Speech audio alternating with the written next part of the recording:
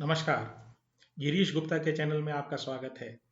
आज जिस कंपनी की बात हम करने जा रहे हैं, वो ना तो कोई प्रोडक्ट प्रोड्यूस करती है, ना कोई सर्विस बेचती है, ना ही उसके खुद की कोई क्लाइंट्स हैं। फिर भी ये कंपनी एक लिस्टेड कंपनी है जो लगातार प्रॉफिटेबल कंपनी है। तो इस कंपनी का नाम है दौलत अल्गोटेक। दौलत अल्गोटेक एक गुजरात बेस्ड कंपनी है और ये high frequency trading, proprietary trading के बिजनेस में इन्वॉल्व है और इनका जो मेन बिजनेस एक्टिविटी है वो ट्रेडिंग एक्टिविटी है। तो आज के वीडियो में जानेंगे कि किस प्रकार से ये कंपनी अपना रेवेन्यू जनरेट करती है, क्या इसका वैल्यूएशन करने का तरीका है और क्या इस तरह की कंपनीज में रिस्क होते हैं। और ये भी आप समझ लीजिए कि ये जो बिजनेस मॉडल है अपनी तरह का यूनिक बिजनेस मॉडल है। तो हमेशा की तरह पहले शुरुआत करते हैं कंपनी के इतिहास से। तो ये जो दौलत अल्गोटेक है, ये दौलत ग्रुप की एक कंपनी है और ये जो दौलत ग्रुप की स्थापना की वो एक फर्स्ट जनरेशन ब्रोकर दौलत राय ए शाह साहब ने की।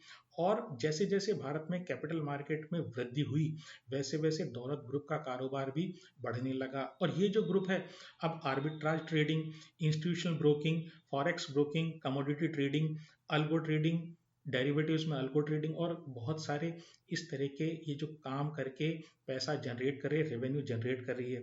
लेकिन ये जो आज की कंपनी है, जैसे मैंने वीडियो की शुरुआत में बताया, दौलत अल्गोटेक, ये ब्रोकिंग नहीं करती है, ये सिर्फ प्रोप्राइटरी ट्रेडिंग करती है। और प्रोप्राइटरी ट्रेडिंग भी जो करती है ये केवल डेरिवेटिव्स में करती है, यानी फ्यूचर्स एंड ऑप्शंस में करती है। इस कंपनी की स्थापना 1983 में दौलत इन्वेस्टमेंट्स के रूप में हुई और 2021 में इन्होंने अपना नाम बदलकर दौलत अल्गोटेक कर लिया और जो इनके काम को रिफ्लेक्ट करता है। अब जानेंगे कि ये अल्गो क्या होता है और अल्गो किस प्रकार से काम करता है। तो इससे पहले समझ लेते हैं कि ये जो कंपनी है इसका बिजनेस क्या है, यानी ये रेवेन्यू कौन कौन से क्षेत्र से जनरेट करते हैं। तो ये बेसिकली जैसे मैंने बताया सिक्योरिटीज और शेयर्स की ट्रेडिंग करते हैं, वहां से इनका रेवेन्यू आता है। तो 85% रेवेन्यू जो इनका आता है खुद के लिए ट्रेडिंग करते हैं। प्रोप्राइटरी ट्रेडिंग का मतलब ये कि ये खुद के अकाउंट में ट्रेडिंग करते हैं, कोई इनके क्लाइंट के लिए ट्रेडिंग नहीं करते।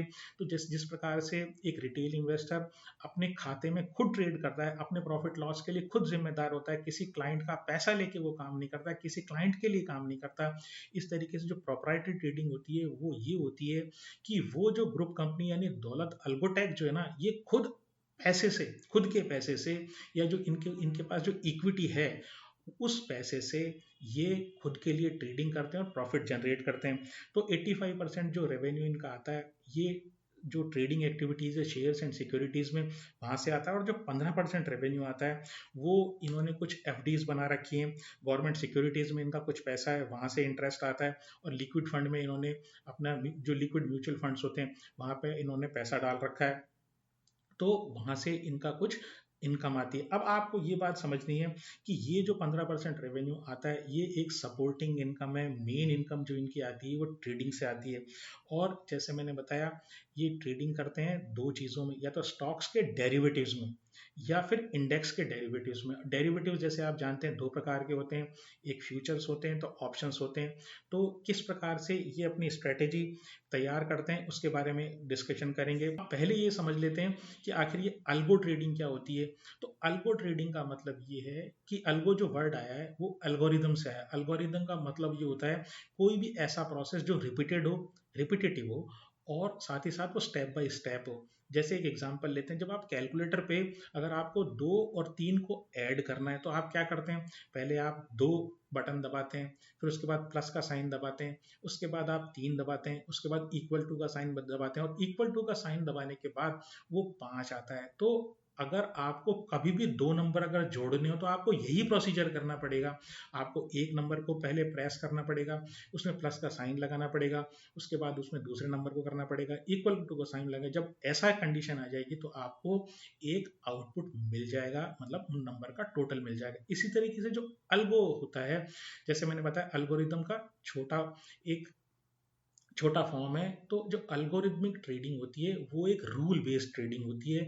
वो एक कंप्यूटर के प्रोग्राम की के थ्रू होती है। कंप्यूटर के प्रोग्राम को ये बताया जाता है कि आपको अगर ऐसी कंडीशन आ जाए बाजार में तो आपको क्या करना है, आपको खरीदना है या बेचना है, किस लेवल पे आपको खरीदना है और किस लेवल पे बेचना है। तो बेसिकली एक सॉफ्टवेयर होता है जो कंप्यूटर के जो आपका टर्मिनल होता है ना, जो एनएससी का जो टर्मिनल होता है या बीएससी का टर्मिनल होता है या जो आपका ब्रोकर का जो टर्मिनल होता है उसके साथ वो इंटीग्रेट होता है। और जिस जिस तरीके से आप उसको आपने उस कंप्यूटर को उस प्रोग्राम को डिजाइन कर रखा है उसी हिसाब से ये जो है ये अल्गो एग्जीक्यूट होते हैं। अब इसका एक एग्जांपल ले लेते हैं।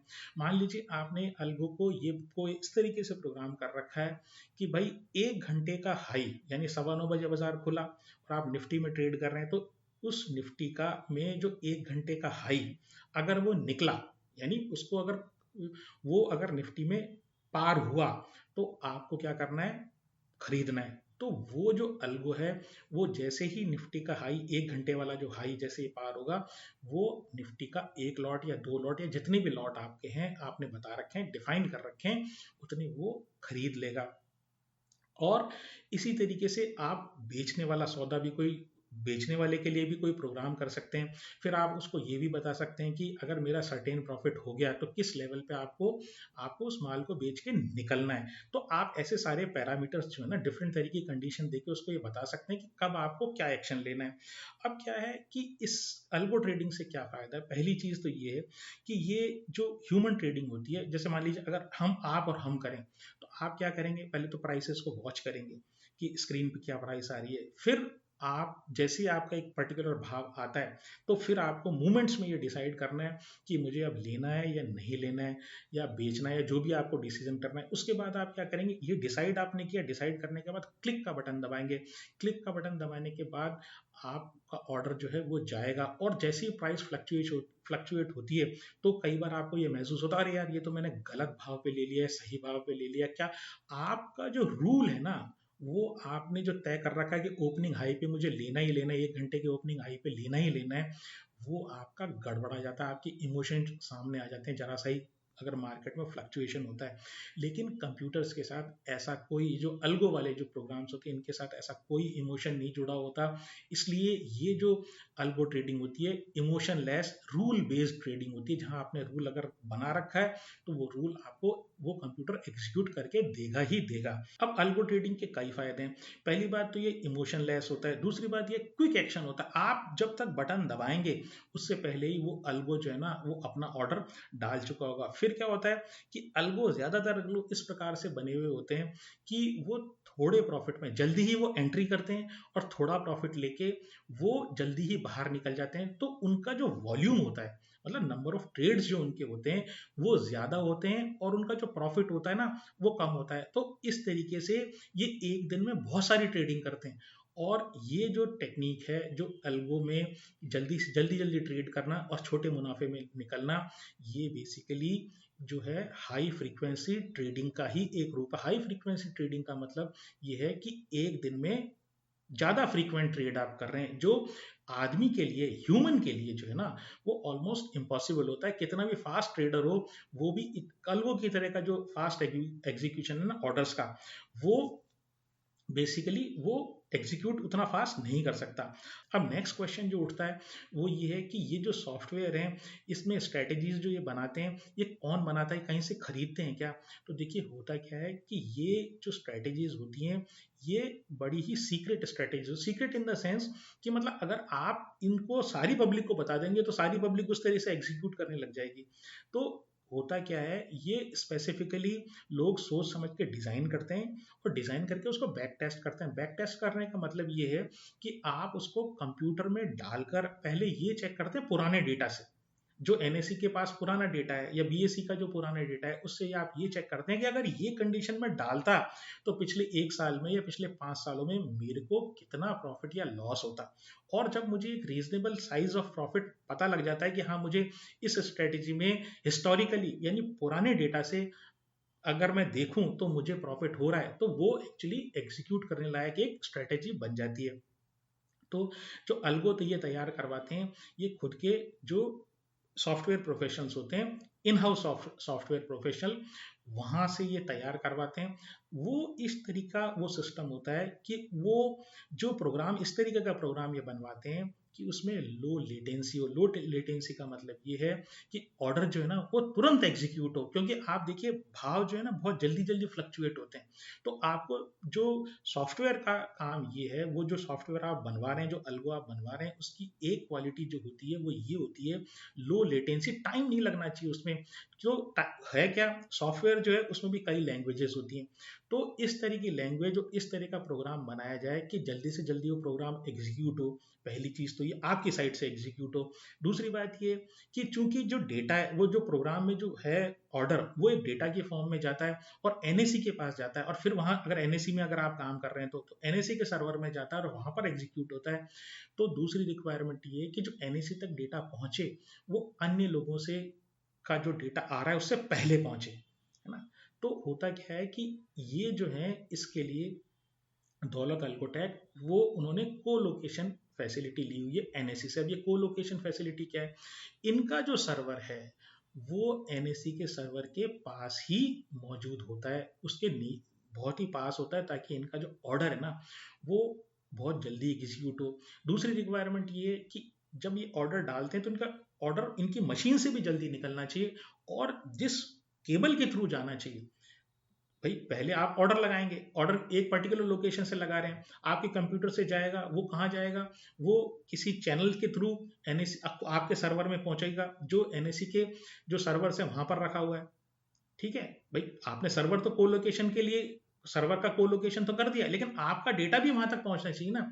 तो ये क्या करते हैं, बहुत पावरफुल प्रोसेसर वाले ये कंप्यूटर्स लगाते हैं। साथ ही साथ एक special dedicated fibre optic cable भी अपना जो लोकेटेड जो सर्वर है, जो एनएसी के सर्वर के पास रखा हुआ है, वहां तक पहुंचाने के लिए डेडिकेटेड एक लाइन भी लेते हैं। तो ये बेसिकली इनका आर्किटेक्चर है जिससे ये बहुत ही फास्ट जो है अपने ऑर्डर्स को अल्गो को एग्जीक्यूट करवा पाते हैं। अब नेक्स्ट पॉइंट आता है कि भाई कोई भी जो स्ट्रैटेजी होती है ना वो कभी परफेक्ट तो होती नहीं है कि भाई आपने कोई स्ट्रैटेजी बनाई, अब कंप्यूटर भी जो है ऑर्डर तो डाल देगा, लेकिन मार्केट का क्या भरोसा। आपकी स्ट्रैटेजी हिस्टोरिकली यानी पास्ट में तो सक्सेसफुल है, लेकिन मार्केट का जो नेचर है वो बड़ा डायनेमिक है, वो हमेशा चेंज हो सकता है। तो ऐसा हो कि कई बार आपको अगर लॉस लगने लग जाए, फिर क्या होगा। तो देखिए उन्होंने इसके लिए, क्योंकि प्रोप्राइटरी ट्रेड है, इनका जितना भी इनकम है वो ट्रेडिंग से जनरेट होती है, तो इन्होंने एक रिस्क मैनेजमेंट के कुछ कुछ प्रिंसिपल्स इन्होंने डिसाइड कर रखे हैं कि हम इसी तरीके से एक्शन करेंगे। तो पहली चीज तो ये है कि नो डायरेक्शनल ट्रेड्स, यानी ये कोई डायरेक्शनल ट्रेड्स नहीं लेते, ये डिसाइड नहीं करते, या ये उसकी भी मार्केट तेज जाने वाला है तो मैं कॉल ले लूं, या मार्केट ऊपर जाने वाला है तो मैं पुट बेच दूं। तो डायरेक्शनल ट्रेड नहीं लेते हैं बेसिकली। ये जो है ये डेल्टा न्यूट्रल स्ट्रेटेजीज जो है ना वो अपनाते हैं। अब ये डेल्टा न्यूट्रल स्ट्रेटेजीज क्या होती है, डेल्टा न्यूट्रल स्ट्रेटेजीज कॉल और पुट के साथ में उस तरह की स्ट्रेटेजीज होती है जिससे मार्केट एक तरफ जाए या दूसरी तरफ जाए या रेंज में रहे। जो जो नुकसान होने के जो चांसेस होते हैं ना वो बहुत ही कम हो जाते हैं। ऐसा नहीं है कि आप जीरो उनको कर सकते हैं, लेकिन कोशिश ये रहती है जब डेल्टा न्यूट्रल स्ट्रेटेजीज होती है कॉल और पुट के सहायता से अपोजिट साइड में पोजीशन लेके वो आपका जो नुकसान है ना उसको मिनिमाइज कर सकें। दूसरा इनकी जो तरीका है रिस्क मैनेजमेंट का वो ये है कि ये अपनी अप्रोच जो है ना वो रिस्क अवर्स अप्रोच रखते हैं, यानी कैपिटल का जो प्रोटेक्शन है ना वो पहली रिक्वायरमेंट है। अगर हम बचे रहेंगे तो पैसा तो अगली साल, अगले दिन, अगले महीने भी बना लेंगे, कैपिटल नहीं लूज होना चाहिए, बड़ा लॉस नहीं लगना चाहिए। इसके लिए क्या है कि ये जो है स्लो, स्टेडी और कंट्रोल्ड जो प्रॉफिट्स हैं उसमें विश्वास करते हैं। दूसरी बात, ये बिग ओवरनाइट पोजीशन, मतलब जरूरत से ज्यादा बड़ी जो ओवरनाइट पोजीशन है तो उससे उसको ये अवॉइड करते हैं। तीसरा इनका तरीका जो है वो ये है कि ये सफिशिएंट मार्जिन रखते हैं, क्योंकि ये डेरिवेटिव में ट्रेड करते हैं तो डेरिवेटिव्स में आपको मार्जिन रखना पड़ता है। जब मार्जिन आप रखते हैं तो इतना सफिशिएंट आपके पास मार्जिन होना चाहिए कि आपकी अगर एडवर्स पोजीशन हो गई तो वो मार्जिन के चाह में, यानी मार्जिन के रिक्वायरमेंट के कारण वो जो आपकी पोजीशन हो ना वो क्लोज आपको नहीं करनी पड़े। नेक्स्ट इनका जो प्रिंसिपल है वो ये है अप्रोप्रिएट हेज का। तो अप्रोप्रिएट हेज का क्या मतलब, ये जैसे ही ये कोई एक पोजीशन लेते हैं, चाहे बाई की या सेलिंग की, तो उसके अपोजिट डायरेक्शन में ये कोई ना कोई अपने अपने आप को रिस्क को मैनेज करने के लिए अपोजिट पोजीशन अवश्य लेते हैं। उदाहरण के लिए करके हैं कि आपने रिलायंस का एक लॉट फ्यूचर खरीद अगर आपने लिया, तो खरीदने में अगर भाव ऊपर जाएगा वो तो उसमें तो कोई आपको दिक्कत नहीं है, लेकिन अगर गिर गया तो हो सकता है कि आपको लॉस लगे। तो उसके लिए एक एग्जाम्पल के तौर पर मैं बता रहा हूँ कि अगर एक तरीका ये हो सकता है हेज करने का कि आपने रिलायंस का फ्यूचर्स बाई कर लिया और उसके अगेंस्ट में आपने रिलायंस की एक पुट भी खरीद ली एक लोअर स्ट्राइक प्राइस की। लास्ट ये प्रिंसिपल जो फॉलो करते हैं वो रिलेटेड है वॉल्यूम वर्सेस वॉलेटिलिटी का।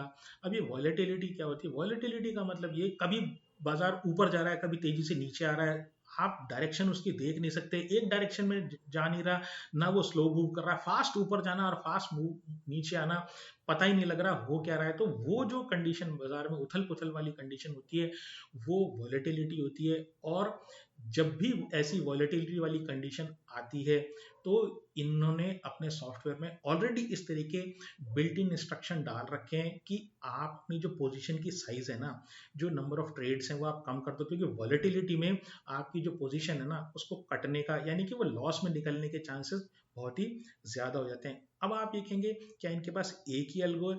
जी नहीं, इनके पास डिफरेंट तरीके के अल्गोज हैं जो डिफरेंट मार्केट कंडीशंस में काम करने में सक्षम है, और साथ ही साथ कुछ ऐसे अल्गो भी हैं जो सेम टाइम पर मार्केट में काम करते हैं। कुछ ऐसे अल्गोज हैं जो सुबह के लिए बेनिफिशियल है, सुबह के लिए स्ट्रेटेजी हैं।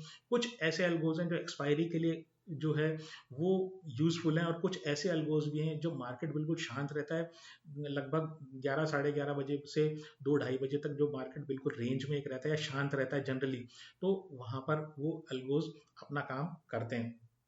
फिर इस ये जो इनके रिस्क मैनेजमेंट स्ट्रेटेजीज है इनका, इससे इनको ये एक फायदा हुआ है कि अभी तक इनका कोई भी एक मंथ, एक भी महीना ऐसा नहीं निकला है जो ये नेट लॉस में रहे हैं, यानी कि अभी तक इनका जो अल्गोज है ना वो बढ़िया काम कर रहे हैं। इसके बाद अब नेक्स्ट पॉइंट आता है कि भाई अब इस तरह की जो कंपनीज है उसको वैल्यू कैसे किया जाए।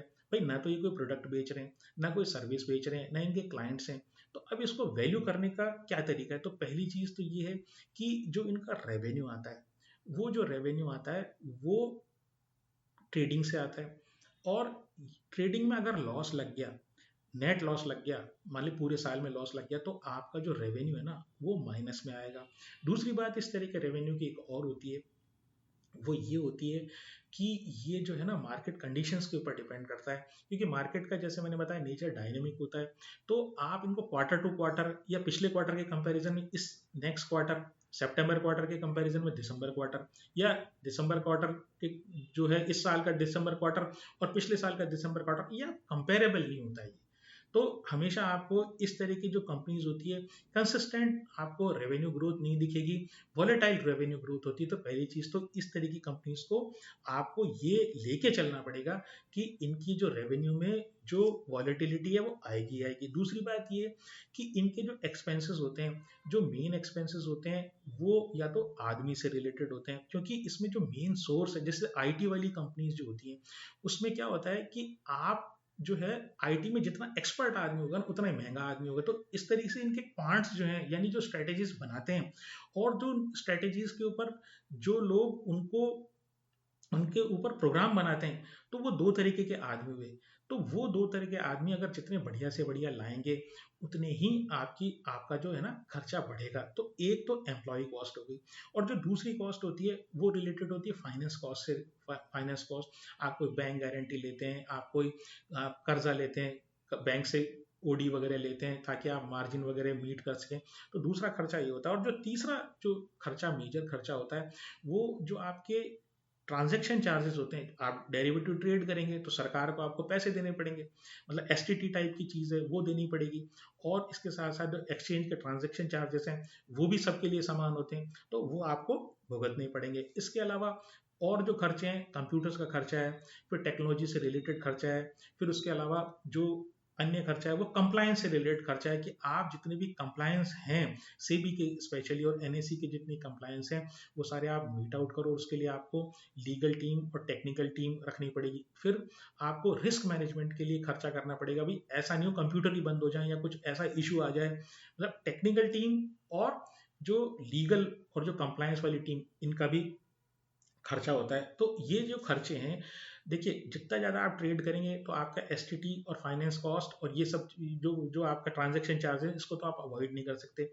लेकिन जो दूसरे खर्चे आपके हैं, जो लीगल कंप्लायंस और रिस्क मैनेजमेंट की कॉस्ट है, ये सडनली नहीं बढ़नी चाहिए खर्चे में। जब आप फाइनेंशियल स्टेटमेंट इस तरह की कंपनीज का देखें तो ग्रेजुअली जो है ना, वो ये कॉस्ट बढ़ सकती है, क्योंकि जैसे जैसे कंपनी का साइज बढ़ता जाता है वैसे वैसे रिस्क मैनेजमेंट इनको और मजबूत करने की आवश्यकता होती है। तो इस तरीके से उनको ये खर्चे जो है ना ग्रेजुअली बढ़ने चाहिए। अब इसमें कौन से मीट्रिक आपको देखने चाहिए? तो देखिए, इसमें जो सबसे इंपॉर्टेंट मीट्रिक है वो है, जिस तरीके से बैंक्स या फाइनेंशियल इंस्टीट्यूशंस को जब हम वैल्यू करते हैं तो उसमें सबसे बड़ा मीट्रिक होता है, वो होता है प्राइस टू बुक वैल्यू। तो यहाँ पर भी आपको सबसे पहले कंपनी की प्राइस टू बुक देखनी चाहिए। तो अगर लेस देन वन अगर प्राइस टू बुक है तो बहुत अच्छी कंपनी वो मानी नहीं जाती। अगर 1.5 के आसपास अगर प्राइस टू बुक होती है तो एवरेज, इस तरह की जो जो प्रोप्राइटरी ट्रेडिंग वाली एवरेज कंपनीज मानी जाती है।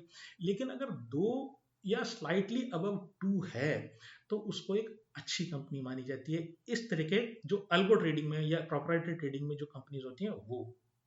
दूसरी बात ये, अब ये प्राइस टू बुक जो है ना, ये आपको आइसोलेशन में नहीं देखना है। यानी आप केवल प्राइस टू बुक देख लें और उसके बाद डिसाइड कर लें कि नहीं नहीं ये तो कंपनी अच्छी है, ऐसा नहीं है। आपको उसके साथ साथ ही आरओई भी देखना चाहिए, रिटर्न ऑन इक्विटी। अगर रिटर्न ऑन इक्विटी अच्छा है, अब अच्छा कौन सा, लास्ट ईयर का अच्छा देखूं? नहीं, आपको वो चीज ये देखनी है कि कंसिस्टेंटली ये जो कंपनी है पिछले 5-7 साल से क्या अच्छा आरओई जनरेट कर रही है। अगर ये अच्छा आरओई जनरेट कर रही है 20-25% या उससे ऊपर, तो वहां पर अगर प्राइस टू बुक मेरा रीजनेबल है, यानी दो के आसपास है, बहुत ज्यादा नहीं होना चाहिए और कम नहीं है, दो, सवा दो, ढाई, या टू से ये कहते हैं 2.5 तक, अगर ये कंडीशन आ रही है और कंसिस्टेंटली हाई आरओई है, तो एक अच्छी कंपनी जो है ये हो सकती है, बशर्ते ये जो कंपनी है कंसिस्टेंटली ट्रेडिंग से प्रॉफिट जनरेट कर रही हो। अब ये तीन कंडीशन साथ साथ, अब इसको एक समझने के लिए कि ये प्राइस टू बुक हुआ या जो आरओई हुआ, इनका आपस में क्या संबंध है, इसको समझने के लिए एक उदाहरण लेते हैं। तो देखिए इसमें क्या है, जो ट्रेडिंग में जो आपका रॉ मटेरियल है, बेसिक रॉ मटेरियल जो है, वो तो आपका है पैसा। ठीक है, अब पैसे जो 100 रुपए अगर आपने लगाए तो 100 रुपए की कीमत 100 ही रुपए। ठीक है, अब आप जिस कंपनी में 100 रुपए रखे हुए हों उस कंपनी को आप प्राइस टू बुक यानी 200 रुपए क्यों दोगे? आप अगर उस कंपनी को, मान लीजिए कोई कंपनी आप है और उसमें आपने उस कंपनी में 100 रुपए रखे हुए, तो आप उसको 200 रुपए कब दोगे? 200 रुपए आप तब दोगे जब आपको ये उम्मीद हो कि आगे आने वाले समय में ये मेरे 100 रुपए जो है ना बढ़ के 400 रुपए हो जाएंगे, तब उसको आप आज के दिन 200 रुपए दोगे।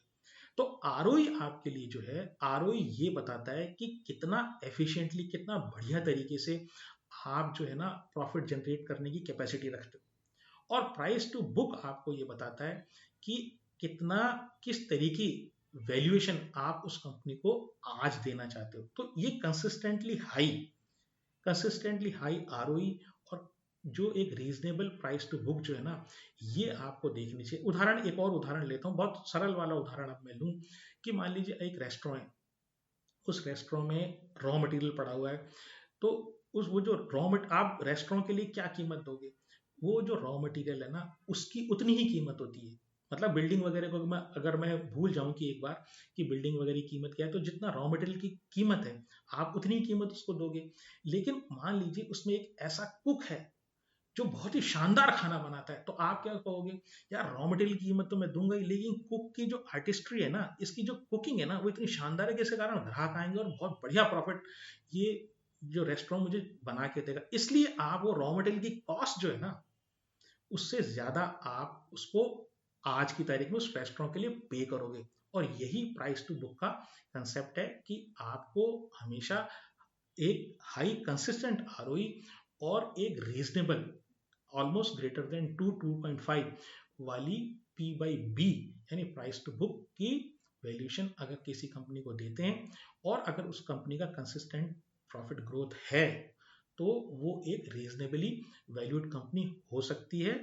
कुछ और एनालाइज भी आपको करना पड़ेगा, लेकिन मोटा मोटा पैरामीटर मैंने आपको बताया। कंपनी की स्ट्रेंथ्स की बात करें तो देखिए 40 साल से लगभग ये बिजनेस में है, और ये दौलत राय शाह साहब जो थे वो तो अब है नहीं इस दुनिया में, लेकिन उनके जो जो बच्चे हैं और दौलत राय साहब के जो पोते हैं वो अब इस बिजनेस में आ गए, बहुत ही ज़्यादा जो है वो इस बिजनेस में इंटरेस्ट रखते हैं। तो एक चीज़ तो ये कि स्ट्रॉन्ग प्रमोटर है, प्रमोटर का इंटरेस्ट है, प्रमोटर की होल्डिंग भी अच्छी है, वो मैं आगे आपको बताऊंगा। दूसरी चीज़ ये है कि जैसे मैंने बताया अभी तक कोई भी ऐसा, जब से इन्होंने डेरिवेटिव ट्रेडिंग चालू की है, प्रोप्राइटरी ट्रेडिंग, तब से कोई भी ऐसा महीना नहीं निकला जिस महीने में इनको लॉस लगा हो। तो एक दूसरी बात है। तीसरी बात ये कि जैसे जैसे भारत में ये डेरिवेटिव का चलन बढ़ रहा है और भारत में स्टॉक मार्केट बढ़ने वाला, ये रुकने वाला नहीं है।